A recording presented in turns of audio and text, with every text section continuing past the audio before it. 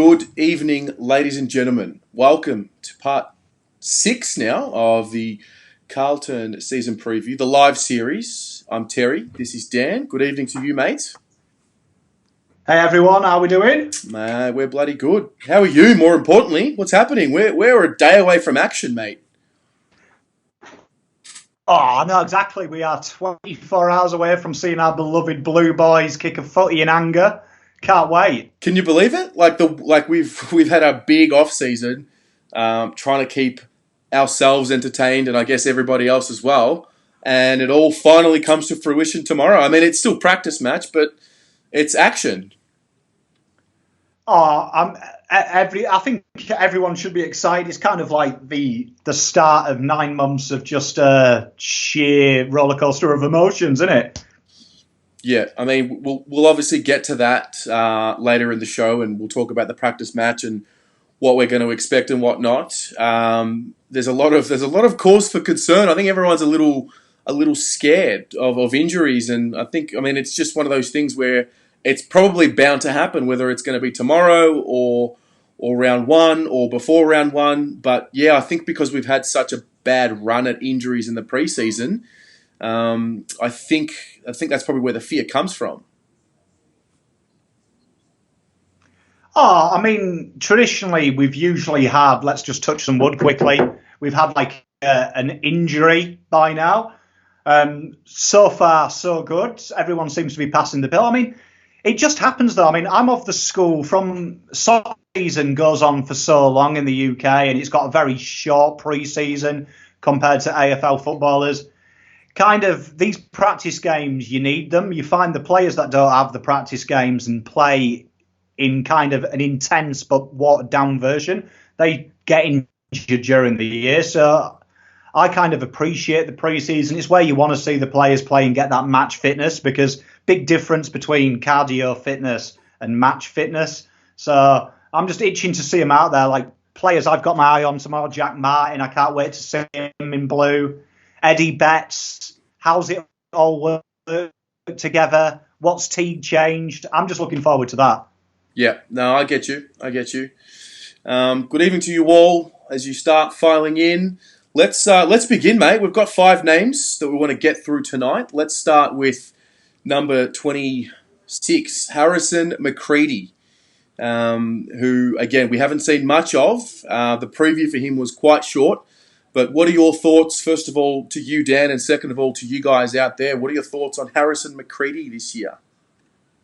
He's someone that had a real high billing considering his draft position. So, I mean, the talent's always been there. The question is can he get a sustained game time? Even in the VFL, he doesn't seem to be able to string 4 or 5 games together without going down.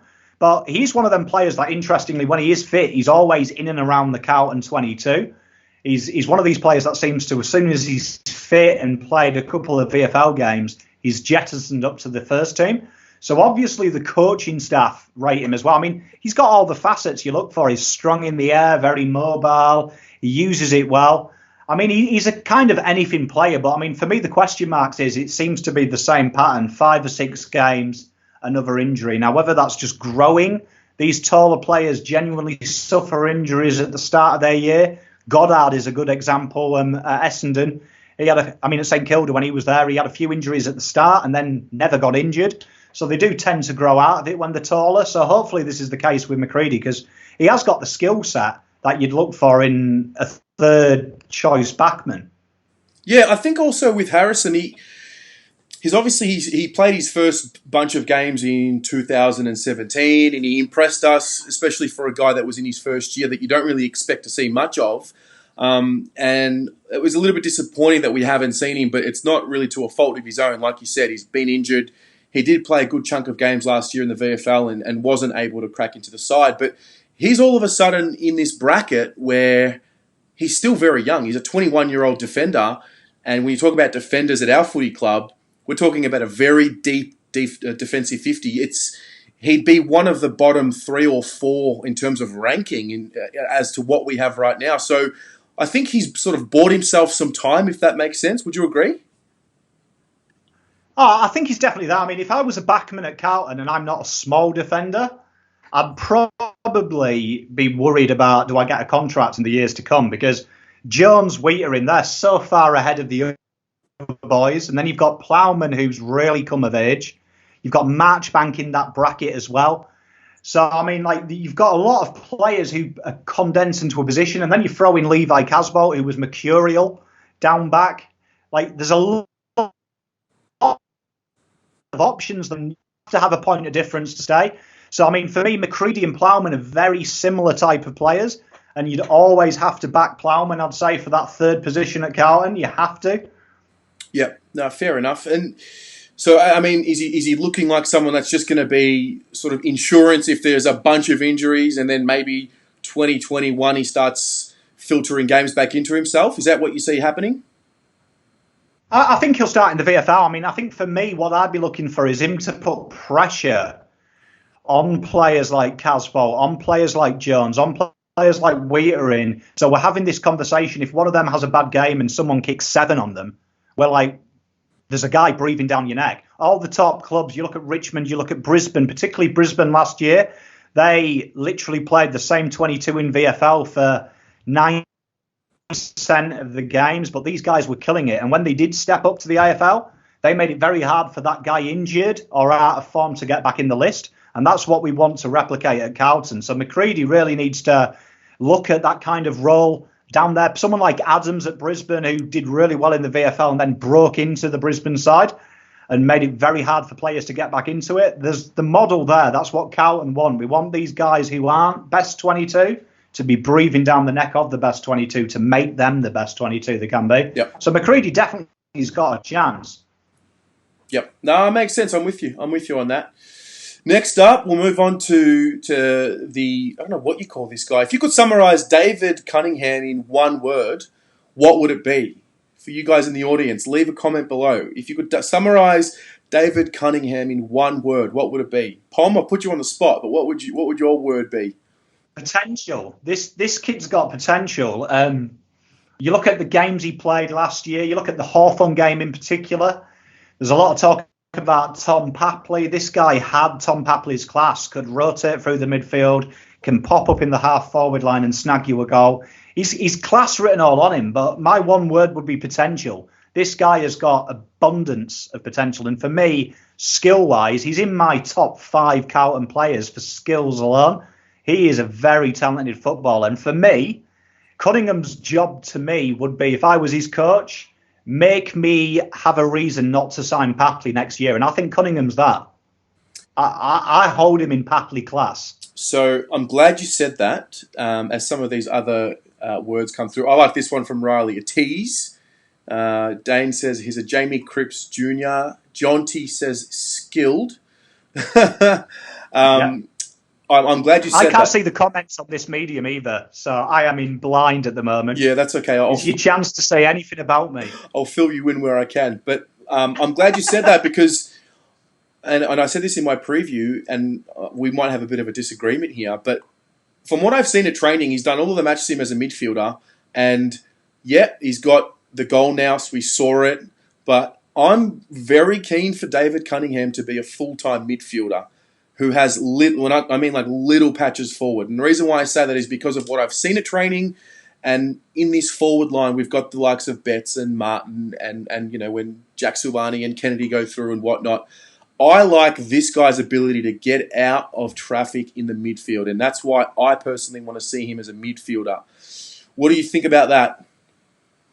No, I'm 100%. One thing Carlton rank, doing these 18 other previews of the other clubs at the moment, I get a real privileged way to look at their 22, look at their list. One thing Carlton list horrifically on, I'm saying atrociously, is goals in midfield.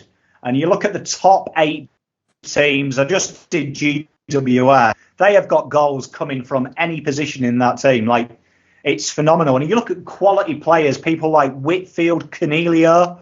These guys start on the wing, start on the ball, and then slot into half forward when they need a goal. They need a bit of magic to happen. And Cunningham, I see doing that. I see him starting on the wing, rotating in the mid, and being that player that's kind of plays anywhere you need him to make the game impact. he is an excitement machine. I think, what did Riley say? Tease? I think it's a great description of Cunningham. He is a complete tease. So, I mean, yeah, I'd like to see him in the midfield. I think the idea of him in the midfield, his nous, his savviness, it's exciting. He could be a top player. We talk about smoky Australian. He's Michael Walters ilk, that type of player, that kind of guy that can make something out of nothing. So I love Cunningham. He can stay fit. This guy could be in the All-Australian team. Yeah, and that's exactly what Dane just said. He said if Cunners plays 20 games, he'll push for All-Australian. # Dane Facts. I think the notion of him pinch hitting... Tell you what, # I spend too much time with Dane to not even see his comment and say it. No, so I think the notion of him playing forward and pinch hitting in the midfield is probably one that I personally want to see reversed. Play as a midfielder and pinch hit forward. That's sort of the definition of what I want to see of David Cunningham's role in 2020. But again, I mean, it's what we want and what we see is obviously going to be a little limited as to what his role is within the four walls. I mean, you never know what role Teague's going to have him play. Obviously, he's a guy that, you know, his offense speaks for itself, and that's a guy that can help us score quickly. And so I guess tomorrow we're going to have a really good indicator as to the role he's going to play. So he's definitely one for me that I'm going to be watching with intent as to what the role is for David Cunningham. For me, apart from seeing Charlie Curnow do the double cobras and stick his tongue out, that's probably number one. Number two is seeing Elliot Yeo get the ball out of a contest, whip it out to Gaff. Gaff gives it to Shuey, and they just take off. Now, Carlton, that would be Cripps to Walsh, Walsh to Cunningham. So we've got the ability to mirror it, I feel. And I feel that Cunningham could be that type of player for Carlton. He plays the game one way, and you need them type of players. Yep. No, I'm with you. Let's move along. Next up is Cam Polson, who, and I'll give a shout out to Debbie, because this is Debbie's boy. This is absolutely Debbie's boy. Both Cam and Levi have cemented themselves in her hearts. And look, a lot's been spoken about Cam. He does cop the brunt of a lot of criticism. I think it just comes, you know, with the nature of having the extension that he received, and obviously he didn't play too many senior games in that period. He's coming up, I think he's out of contract, correct me if I'm wrong, at the end of this year. And I mean, right at this very moment, it's hard to find a spot for him in the side, and therefore it's going to be hard for him to prove himself worthy of another contract. But look, man, stranger things have happened. We all wrote Liam Jones off. I don't think there's too many people in our Carlton community who had Liam Jones resurrecting his career. That such is how far away he was from playing good footy in the AFL. So, I mean, it's going to take a lot for Cam Polson to turn it around, I guess. But the beauty is he is young, and I guess that's the positive for him. But I think I'm reaching. What about you? How do you read the Cam Polson situation? I enjoyed your positive for Cam Polson as he's young. I think he's I think he gets... Let's try and word this, because Debbie's just added me as a friend, so I'll take it personally when I'm unfriended. So I would say Cam Polson, I always try and be objective with my criticism. I don't like he's a hack and stuff like that. I think that's really unfair. These guys are professionals and they deserve our respect. My one question mark with Cam Polson is when you look at someone to be converted into a halfback, which is what we believe he's been, you look at the willingness to get the ball. Now, if you look at the makeup of possessions that Cam Polson has, he averages around the 12 mark. 80% of them are uncontested. So when you're playing at halfback, you're going to have to up your ante, because that's where the game's played. It's going to, most of these top level ones work on a 50% contested basis. So we haven't seen that. But one thing I will say is he is evasive. And I will say that Cam Polson has heart. And I use this term, and it sounds like a cop-out, but he always runs. He never stops running. Even though sometimes his talent's lacking in games, I'll admit, his end product's not the greatest, he does have heart and tenacity, and so does JSOS. And JSOS, when he found his role for Carlton, which I was hanging on last year, get him in the midfield, he did, he came of age. Maybe Polson just doesn't find his position. So I do like the idea of him on the half-back flanks. SPS went to the half-back flank, had a lot more time, really started to develop a side of the game we haven't seen before. So maybe Cam Polson, when he's working with people like Eddie Betts and learning how to defend Eddie Betts, that's going on a lot of Carlton. Doug mentioned that he's working with the defensive group, Eddie Betts is. He's the modern-day small forward. So if you learn to de-lock what he does, you can stop anyone. So, I mean, for me, yeah, maybe he hasn't found the position. I'm willing to reserve judgment on Cam Polson. I think he's got a willingness to do it. When he plays, the one thing you can't argue about, he doesn't stop running. Yeah. So he's got that bit down pat. And for me, I hope, for Debbie's sake, because she's been a very public supporter of Cam Polson, I'd like to see him gain another year on the list and really go out there and prove. We've seen it before. Jay Sauce, I saw comments when I made a comment last year that he was one of the best players at Carlton, football IQ-wise. People said he was only had a job because of his dad. Liam Jones was evidently going to get delisted. Levi Casbolt, players have been retrained at Carlton with success. So I am fully behind Cam Polson having a chance at halfback. Yep. Well said. Good luck to Cam, and I guess we'll know pretty quickly mid-year and I guess end of year as well where he stands. And I guess all you can do is just sort of wish him all the best. And by all means, prove us wrong. Prove everybody wrong. Levi did it. Jones did it. J Sauce did it to an extent. So I think, but having said that, I feel like what's the timeline in terms of patience? Does he have this year and maybe next year? Does he have only this year? I think that's probably. Is that even a relevant question? Should we even be speculating on that? If I was Nick Austin, I would say there's two small defender positions, because to me, I think it would be absolutely football suicide to have SPS and Liam Stocker as potential halfback flanks. They were signed for a certain position. You've only got to look at the Doggies game for SPS to see he is courageous and ferocious as a midfielder. That's where he belongs. I also think Liam Stocker, look at any under-19s highlight. This guy is Patrick Cripp's intensity, and he's working with Cripper, which is a clear indication Carlton see him as an on-baller. It's a position we need.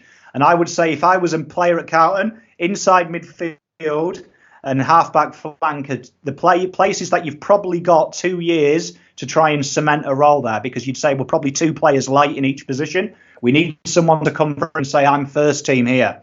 So I'd say this year, if I was Nick Austin, I would be looking for a minimum of 18 touches off the half-back flank and really showing signs. And if he did that, I would be giving him another year deal. Yep. No, fair call. I think that answers Scott's question in terms of, he asked a question about what do we do with the other 12 defenders if we switch him back. So obviously there's the time period. So that's Cam Polson.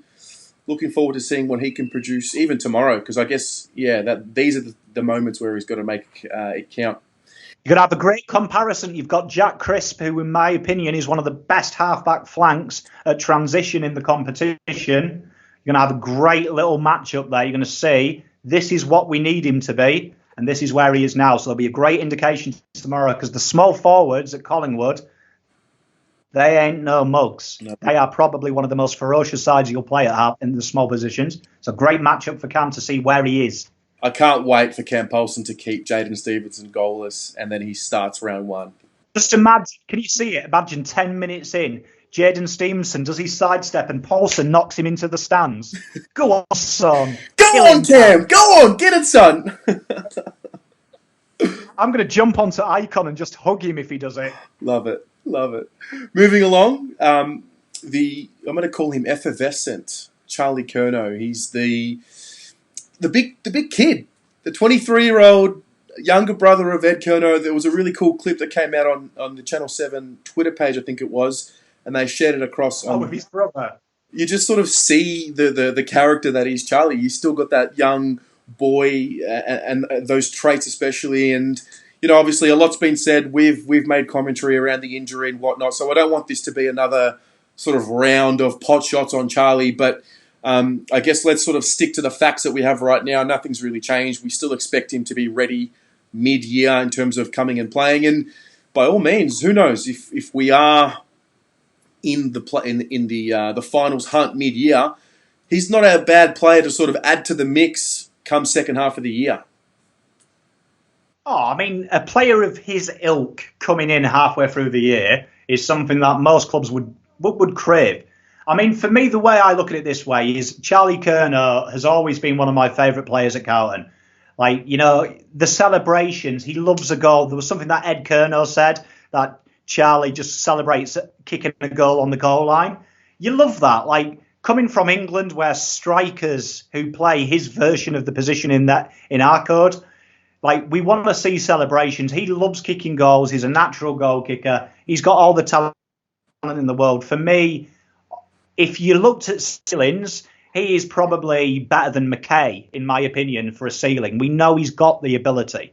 It's can he do it every week? Yes, he's had a setback. For me now, what I'm looking for is McGovern, McKay, Casbolt to really put that pressure on and say to Charlie, you've got to kick us out of this side now.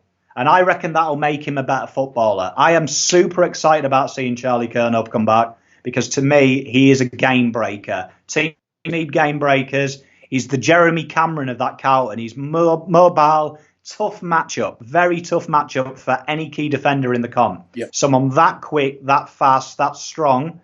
Charlie's got it all. He just needs to bring it out on the old pitch. Yep. So for me, love Charlie, high potential.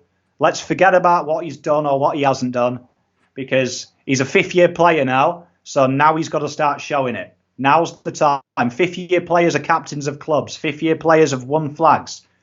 Now's the time that he does that. Yeah. Time for talking stop. Time for winnings happen now. And I believe he can do it. Yeah, I agree. I think, we've spoken about the environment that he's in, the captains that he has, Sam Doherty obviously overcoming the knee injuries. I think he's got good development coaches around him. He's got a solid leadership group.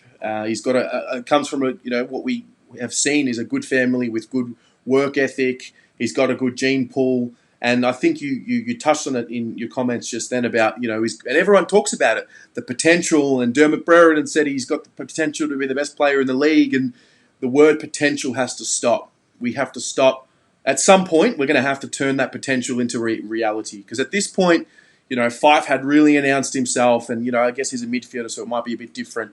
But yeah, it's sort of that 24, 25, 26 bracket is when we're really going to see how good this guy can be. So, yeah, there is that. And the thing is, and it's been mentioned here, we don't really know about this forward setup just yet. They have only played the 8 games, so we don't really have a lot of data to understand whether it's going to work or not. And the other point that it brings up is I don't think we even know how to best utilise Charlie yet. Even if he was healthy right now, we don't really know. We haven't really figured that out. We haven't figured out who plays deep and how much for between him and Harry. And that's another issue that's got to come up. But such is the situation that we're in, we have to wait. Got to say, though, having the problem, who do you play, McGovern, McKay and Curnow, that's Premiership problems. That is... Richmond would love that problem. Collingwood certainly would love that problem. They're Premiership ilk teams. So, for me, Charlie is just, he's brilliant. But now, at 5th year, you look at players like, Richardson. These guys were kicking 90 goals a year. Do you know what I mean? Franklin was kicking 100 in his 5th year. So now's the time that we stop talking about ifs, and it's now's with Charlie. So for me, I expect Charlie will be more than disappointed he's not playing. I mean, I remember I was speaking to a good friend of mine, and I remember them cutting to him on the bench, and he looked fucking heartbroken when Carlton was celebrating that Fremantle game. Yep. He wanted to be out there. So to me, I think he wants it. He wants it, and he's now in a team that is on the rise to a flag. So it's set up for him to shut up Brereton and saying he could be and start saying he is the best player in the competition. Yep. And for me, anyone who loves kicking goals like he does, and he does, perfect job for him. He's got the midfield now to feed him. He's got everything set up for Charlie Curnow to be the star he was born to be. And it's all a question in my mind of how much he wants it. Yep, 100%. And the time will tell. I don't really want to get into a conversation about should we just wrap him up in cotton wool and ride off this year. And because, I mean, again, it's innuendo. If he's right to play, I feel like he'll play. We don't need to rush him like what we probably have done in the past with him. So, yeah, look, it's going to be an interesting story to follow. And, again, all we can do is wish him all the best with his health. I mean, it's written in the stars, isn't it? He comes back about round 11 and out of nowhere fires us into finals contention. It's written in the stars. If I could think of a scenario, if I was writing a movie about Charlie Curnow, that would be the ending. All these question marks. Does he care? Is he committed? And he comes back, comes into a side, and he kicks goals galore, kicks 30 in 10 games, and fires us up into that 8. Oh, it's written in the stars. It is, isn't it? Comes in round 13, takes mark of the year, kicks 2, and then kicks 20 goals in the second half of the year, and we're roaring into finals football, mate. Yeah, John. I mean, you can see it, can't you? Prelim against Essendon, he kicks 6. I mean, love it. All right, I've seen this movie before. Yeah, the last player on the agenda for this evening is Tom Williamson, young Tommy boy, who I did see, who has the same barber as me. Little fun fact, bit of trivia for the future. Might be on underneath the Carlton draft bottle cap one day. But where do we see Tom Williamson and his situation this year? In a game that's dictated to by, you can see that more teams win rebound 50 and meters gained than they do contested possessions. It's a modern day game. Willow fits the bill. Decent pace, massive booming kick, reads the ball in the air exceptionally well. He's got it all. He's got everything. He ticks the boxes. If you were going to build a small defender, he's pretty much what you'd build now. All the modern day players play like him. Your Lairds, your Lloyds.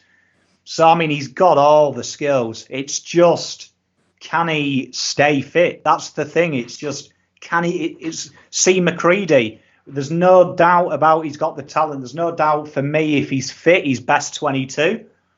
So for me, that's it. He's just got to get fit. He's just got to stay fit. Got to stay fit. And one thing the difference from what I've seen last year and the year before to this year is he's definitely put on that size. I mean, he obviously had the back issue in 2018 and that hampered his ability to lift, as you can imagine it would. Last year he had just a horrible run at it.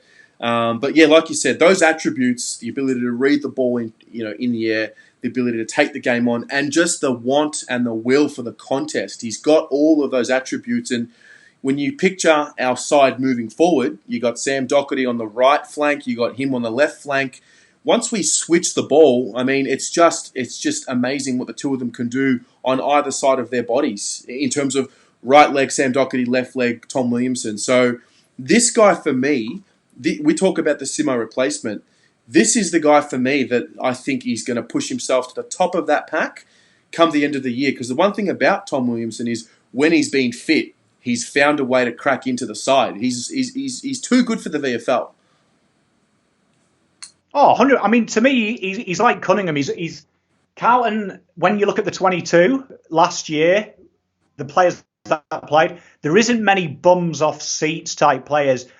It's been mentioned to me a few times from Geelong fans and GWS fans when I did the analytics video. I used that phrase a lot. We don't have many, but when the fit we do, like Williamson's one of them people that can make something happen from a rebound 50. He's got the ability to take an intercept mark, take the game on, halfway, boot it inside 50 and hit a target.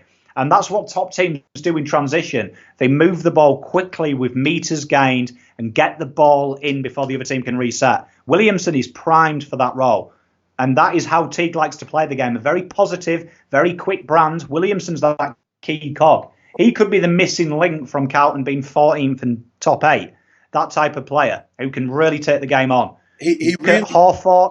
Yeah, sorry, go on. Yeah, well, you look at all the other teams. Richmond, Basher Hooley sets up 12% of their attacks. Adam Saad, 15% of their attacks. Do you know what I mean? You've got Jetta, you've got Shepherd. They do that. The Shannon Hearn, they get 10% each at the Eagles. All the top teams do it. They have a halfback who takes the game on and can have a raking kick. Williamson's that ilk, if he's fit.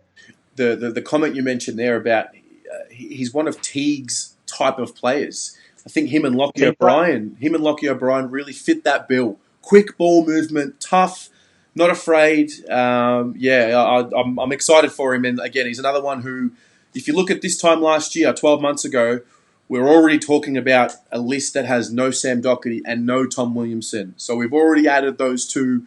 Obviously, a lot of the talk is about Doc and how he's back, but this guy was also on the sidelines this time last year. So he's one of the big reasons why we now have this massive depth, I guess, headache, because he's available.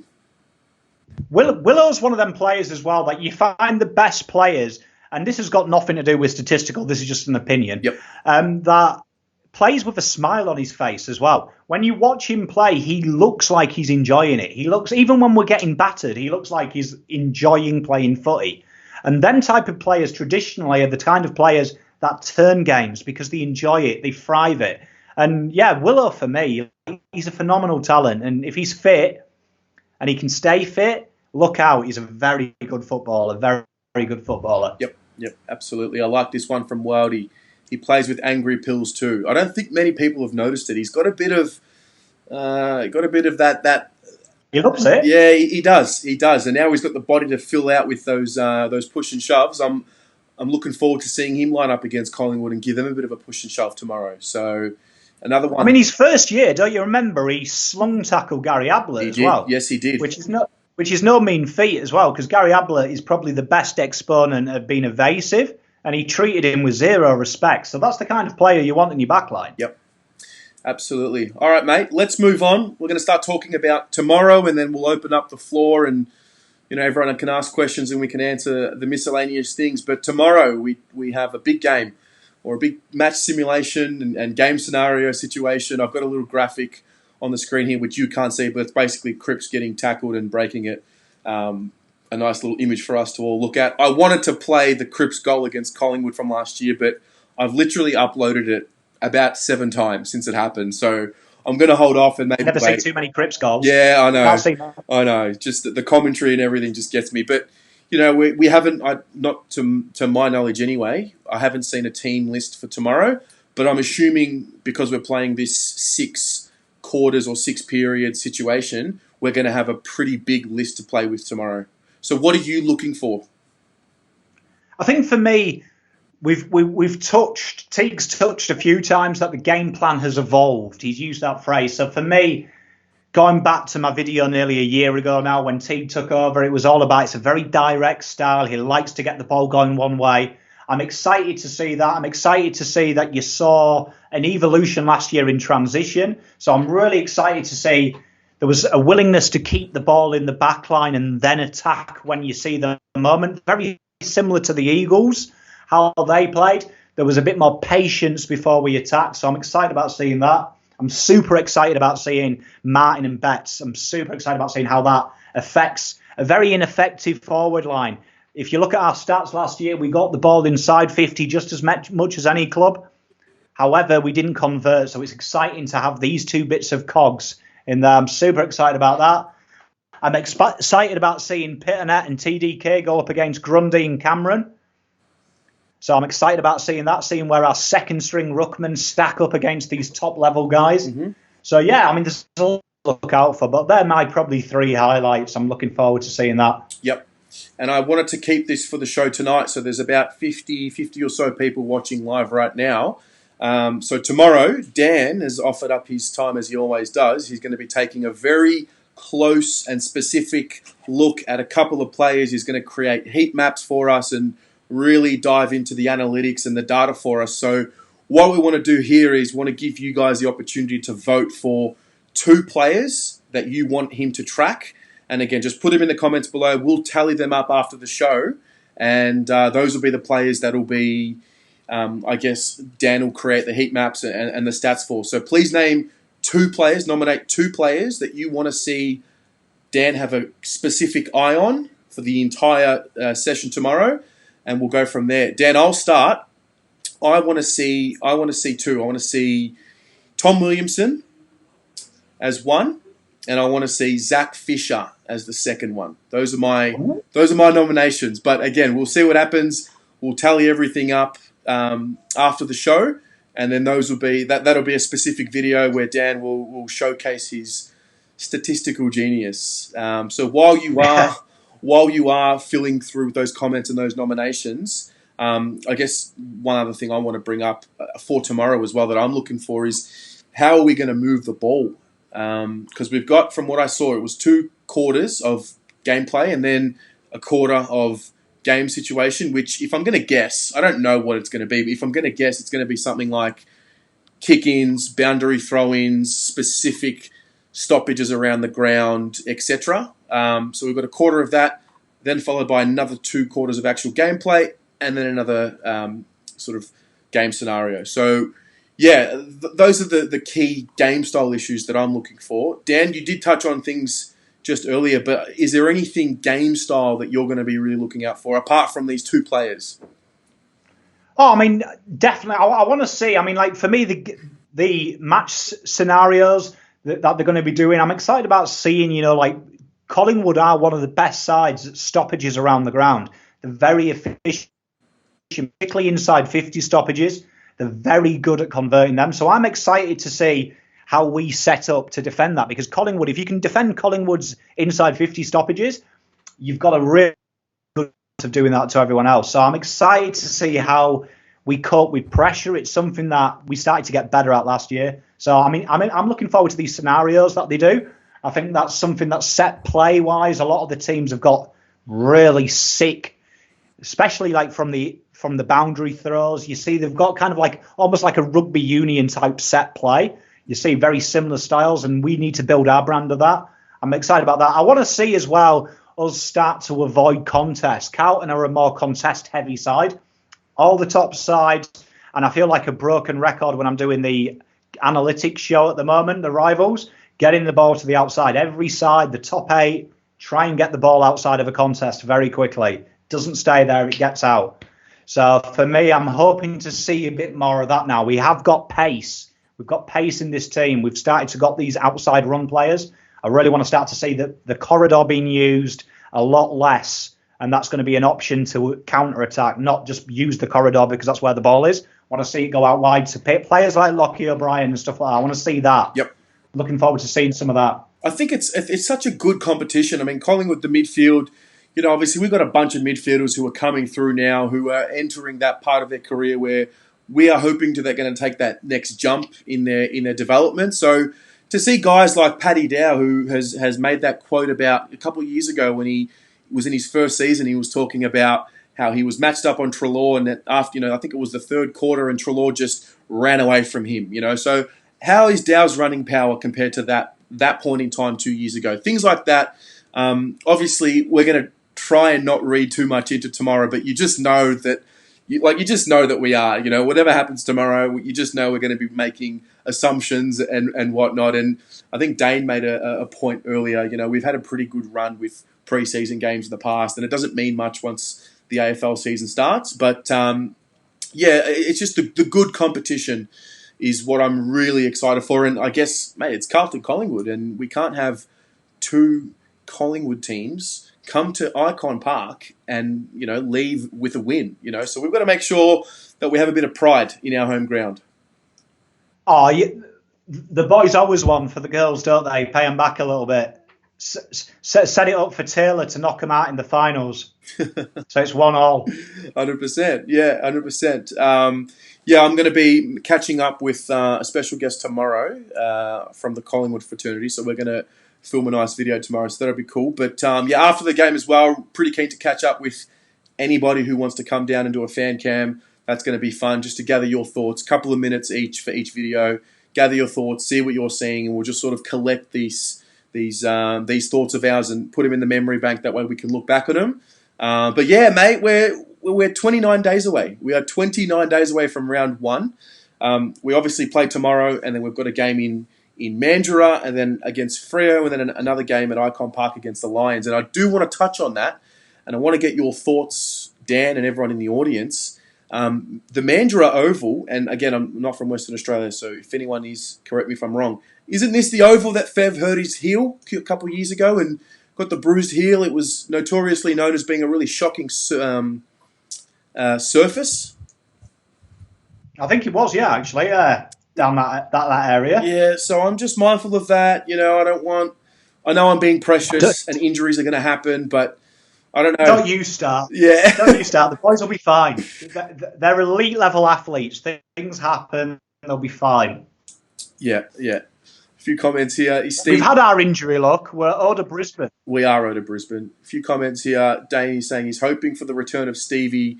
Can confirm I'll be there tomorrow with Stevie. He'll be next to me. So looking forward to gathering his thoughts. He's a fan favourite.